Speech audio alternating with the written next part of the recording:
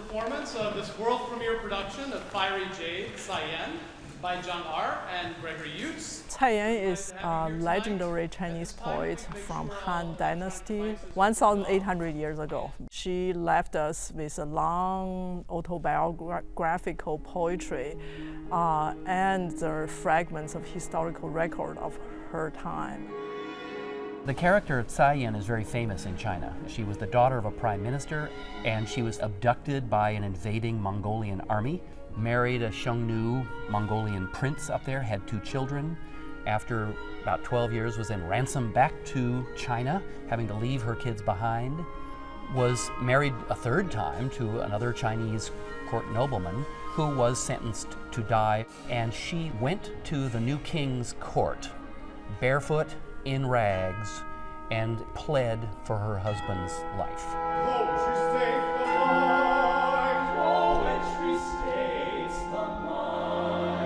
China has such a long history of poetry. We have so many thousands of poets that has work collected and passed on. But among those thousands of poets, 1 or 2 are women, and Cai-Yan is one of them. First time I met Greg, he gave samplers of his music based on another female Chinese poet, lesser known. And most Chinese poetry, mainstream, don't take her seriously.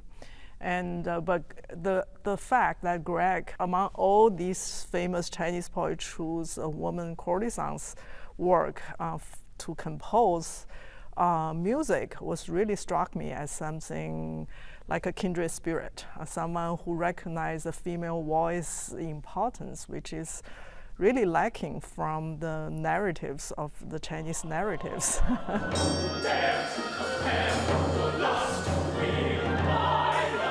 I write poetry in Chinese, and I have a couple of books published in Chinese, and then selected work has been translated into English. In this particular libretto, I write directly in English. It creates some interesting challenges for me as a writer, as a poet, and I used all what I have as a poet, the past training experience, into the writing of Cai-Yan's story. How you create narrative lines, but in the meantime poetic, that's something I think this libretto allowed me to explore. Cai-Yan can say, oh, the grass is seeding, the winter is ending, but how does that become poetry rather than just a plain talking? So I mean, and that is also part of the music into it. So I have to allow the word to be empty enough so it can be taken up by music. I was faced with really 3 cultures that I needed to somehow illuminate and bring to life musically. The first, of course, is Han Chinese, the court, the culture from which Cai-Yan came. The second is the Xiongnu people, essentially what is now Mongolia. And they were nomadic, herding people, not palace town people like the Han Chinese. And the third culture is Buddhist culture, sort of pan-Asian Buddhist culture, which of course came from India over the Silk Road down into China just about the time that this was taking place. Buddhism was a brand new religion in China. So what was really challenging and fun for me was to figure out how to create 3 different musical languages that would represent characters in these 3 different cultures. The thing which Western audiences probably know most about Mongolian music today is in fact what's called overtone singing. So you have this sort of a low drone going, and the same human being, while singing that low drone, is also producing what we call overtones by sort of shaping their mouth in different ways, and they're literally singing these tunes up in these little high sort of bell-like sounds while this sort of fuller drone is going on.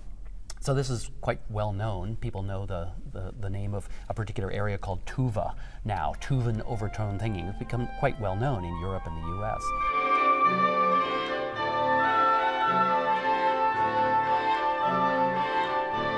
The tunes that are used in the Mongolian scene, the Xiongnu scene, are mostly based on the notes that are available harmonically in overtones.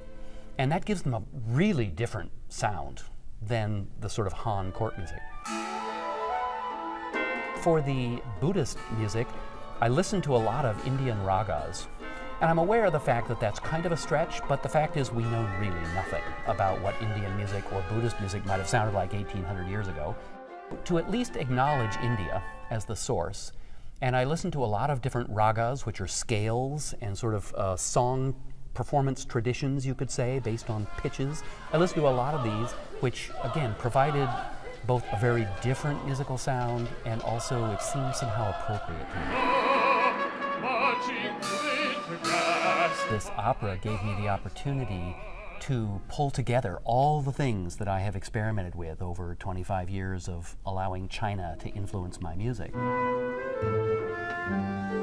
There's a particular very traditional special Chinese instrument called guqin. The main character plays this instrument, so how are you going to do that musically?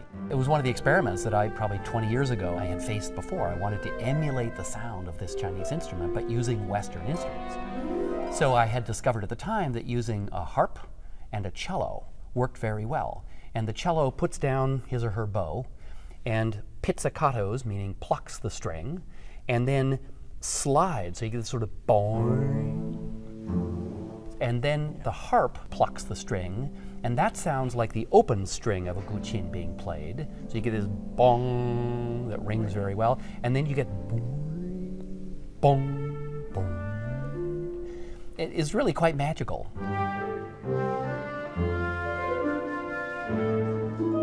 Writing this piece is really using a Western lens to look at the Chinese culture. The fact that I choose a single woman to write this period of history is, I would say, Western feminist perspective. In Chinese culture, we are very patriarchy and very collective. You will never talk about history from one person's perspective, say nothing of a woman's perspective. And so I think for me that is already a kind of appropriation, I would say, of a Chinese culture to the Western audience, because that's a Western angle. Look at individuals, how they fare in this the grand scheme of things. The musical language is Western music with a lot of Chinese references. Probably far more Chinese references than 90% of the audience would ever know. There's all kinds of sort of subtle things in there. But, you know, opera is a big, broad, bold, public medium. Mm-hmm. It's not private, esoteric chamber music or something. You know, it's a big public art form. And so the music is Western in the sense that we all grow up in our culture learning sort of the musical symbolism. A dissonant chord means tension or anxiety or fear or something, and beautiful, calm consonance means the opposite.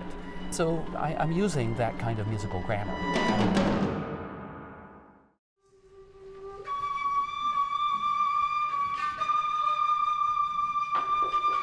The director, Jim Brown, had a really fabulous idea, and that was that we should have an actual Chinese traditional flutist as part of this production. And she was the scene change music. But she practically stole the show, because the music that she played was so perfectly chosen and played so powerfully. And she played probably 5 or so different sizes of one particular flute. It's a bamboo flute with a kind of a membrane over it that buzzes. It's almost like a kazoo, right? Sort of kazoo flute. It's got a kind of a sharp sound to it. And it's very expressive. And then she also played a vertical bamboo flute without the membrane, so it just sounds like a very mellow bamboo flute. And then she played a kind of a, it's like sort of like an ocarina. It's a sort of a clay cup thing that you blow across the top of, like blowing into a bottle, and you can finger it. And it's famously used in Chinese music for signs of great weeping, distress, sorrow. The audience was so bewitched by this music that they weren't paying any attention at all to the staging that was going on. It was so wonderful. I'm very proud of the whole process. I feel at the end of it, it doesn't feel like just my work. Every single artist involved with the project, Greg, of course, is as a composer, is a major, really control how the piece turns out. And then we have Jim Brown, who is the stage director and conductor for the orchestra, and all the students on the stage, the staff who did the theater, the costume designs, the makeup designs. And teamwork works, and it's more than what I can eventually. 5 years ago, I would never think it's going to come out this way, but it is collective dream and collective work. Very proud.